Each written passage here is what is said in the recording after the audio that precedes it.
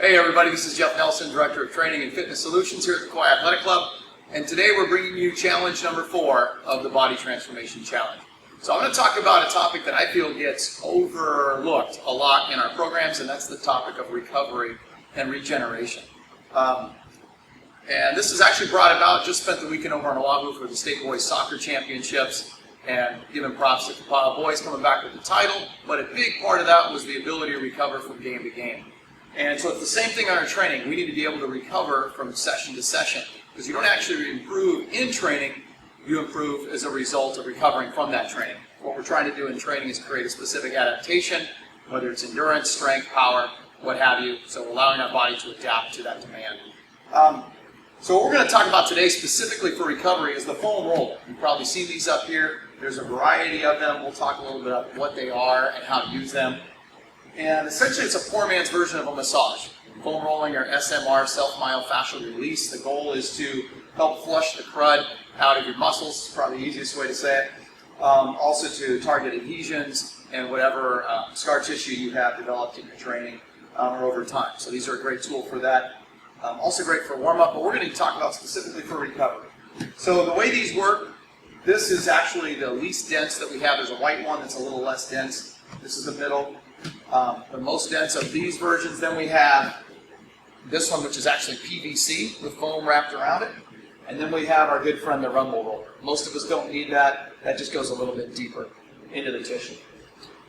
So what we're going to do with these, well, a quick note, you probably should avoid this any spot of a recent injury. So if you just pulled your quad muscle, you probably don't want to roll on that muscle. If you have circulation problems, if you have any chronic pain like fibromyalgia, you probably want to avoid this. And anywhere where you have bony prominences or joints, it's probably going to be a little painful. So let's start with how we do this. So I like to start bottom to top, so starting from the calves, working my way all the way up through and ending on my back. That's just me. I think that's the best progression and feels the best. So we're limited on time, but let me show you a little bit about how to use this and talk a little bit about what we're doing. So you start on your okole here.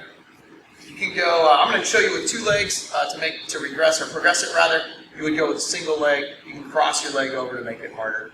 One quick comment, you'll notice my hand's back. I want to be careful with my shoulder coming too far ahead of those hands. That's where you get in trouble, especially if you've had past shoulder injuries. So try to keep them here. And all I'm going to do for my calves, I'm going to set them on the roller, come up a little bit, and just roll forward and back. Nice and easy. You know, you're not in a sprint here, so you don't want to be going with a lot of pace. You just want to go over till you find that sore spot. You're going to feel it, and then hold it for just a little bit. And in terms of the how long, you can either do it as reps if you're warming up, say 5 to 10 times per location, or for 1 to 2 minutes as a cool down. And that's, again, what I like to do to reset the muscles and kind of restore you for the next session. So start with the calves, then you're going to work up to the hamstrings. So same idea, you're going to roll forward and back.